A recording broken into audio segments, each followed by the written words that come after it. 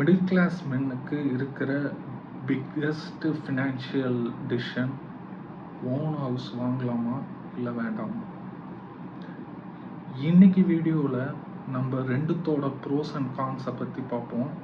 Just நம்பர்ஸாக எமோஷ்னலாக இல்லாமல். Hello all, நான் Shankar. Welcome back to the channel. எல்லாரும் எப்படி இருக்கீங்க? I hope all of you are doing good. Option 1, buying a house பார்ப்போம்.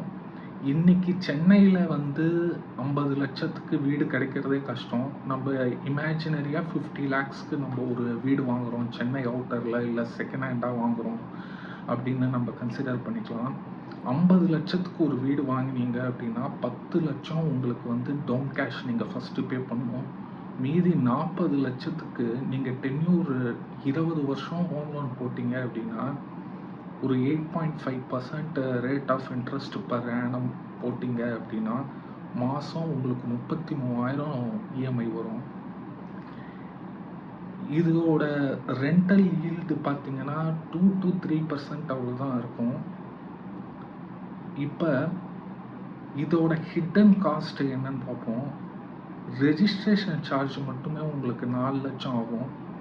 அதுக்கப்புறம் மிஸ்லேனியஸ் சார்ஜஸ்ன்னு போகும். அதுக்கப்புறம் இன்டீரியர்ஸ்க்கு ஒரு 6 லட்சம் போகும். மொத்தமாக ஒரு 13 to 15 லட்சம் இந்த அதர் எக்ஸ்பென்சஸில் போயிடும். ஸோ நீங்கள் 20 வருஷத்தில் 1.1 lakh கிட்ட, அதாவது 1.1 crore கிட்ட நீங்கள் கட்டுற மாதிரி இருக்கும். டோட்டல் சம்மு 50 லட்சம் வாங்குகிற ப்ராப்பர்ட்டிக்கு நீங்கள் 20 வருஷத்தில் 1.1 crore கட்டுவீங்க.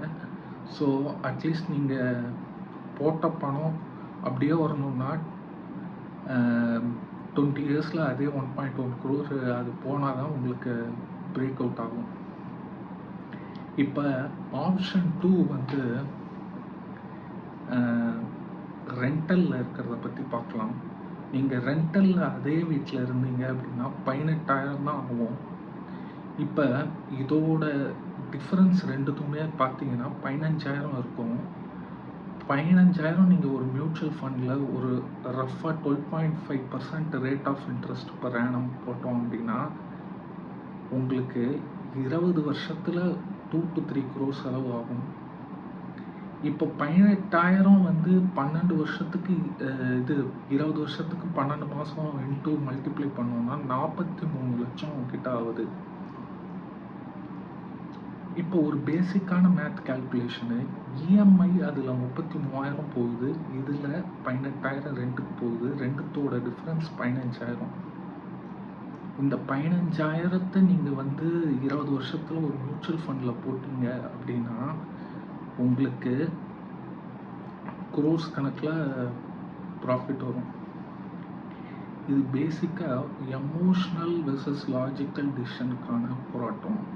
எமோஷ்னலாக எனக்கு ஒரு ஓன் ஹவுஸ் வேணும், எனக்குன்னு சொந்தம் சொல்லிக்க ஒரு வீடு இருக்குது, வீட்டுக்குள்ளே ஒரு ஃப்ரீடம் இருக்கும், ஆணி அடிக்கலாம், நம்ம கஸ்டமைஸ் பண்ணிக்கலாம், இதெல்லாம் பெனிஃபிட்டு. அதுக்கப்புறம் ஃபேமிலி அண்ட் பியர் ப்ரெஷர் வீடு வாங்கணும்னு சொல்கிறாங்க, அவங்களையும் சாட்டிஸ்ஃபை பண்ணணும், கொஞ்சம் கம்மி ஸ்ட்ரெஸ்ஸாக இருக்கும், அவங்கள சாட்டிஸ்ஃபை பண்ணாதான் அப்படின்னா அது ஒரு நல்ல மூவாக இருக்கும்.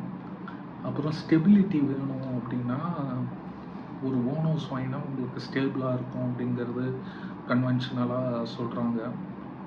அடுத்து ரெண்டல் ஹவுஸில் உங்களுக்கு இருக்கிற ப்ரோஸை பற்றி பார்ப்போம். உங்களுக்கு ஃபினான்ஷியலாக ஒரு ரிஸ்க் எடுக்கணும், ஒரு கால்குலேட்டராக ரிஸ்க் எடுக்கணும், இன்வெஸ்ட்மெண்ட் பண்ணணும், க்ரோத் பண்ணணும், எனக்கு சேவிங்ஸ் வேணும் அப்படின்னா ரெண்டல் ஹவுஸ் பெட்டர் சாய்ஸு. அப்புறம் என் லொக்கேஷன் ஜாப் லொக்கேஷன் சொல்ல முடியாது, இங்கே தான் இருப்பேனா இல்லை வேறு ஸ்டேட் போகணும், வேறு கண்ட்ரி போகணும், எனக்கு தெரியாது அப்படின்னா அப்போவுமே ரெண்டல் பெட்டர் ஆப்ஷனு. ஸோ இது முக்கியமான டாப்பிக்கு மிடில் கிளாஸ் மெனுக்கு. ஸோ நீங்கள் எமோஷ்னலாக வேணுமா இல்லை லாஜிக்கலாக வேணுமா அப்படிங்கிறத நீங்கள் முடிவு பண்ணணும். கமெண்ட் செக்ஷனில் பை வெர்சஸ் ரெண்ட்டுன்னு நீங்கள் கமெண்ட் பண்ணுங்கள். பை பண்ணணுன்னா பைன்னு போடுங்க, ரெண்ட்டுனா ரெண்ட்டு. உங்கள் ஒப்பீனியன்ஸை கமெண்ட் அவுட் பண்ணுங்கள். இந்த வீடியோ உங்களுக்கு பிடிச்சிருந்தா லைக், ஷேர் அண்ட் கமெண்ட் பண்ணுங்கள். மறக்காமல் சப்ஸ்கிரைப் பண்ணுங்கள். And don't forget to press the bell icon for further notification. மீண்டும் ஒரு ஃபினான்ஷியல் வீடியோவில் உங்களை சந்திக்கிறேன். Until then, bye bye, see you, thank you.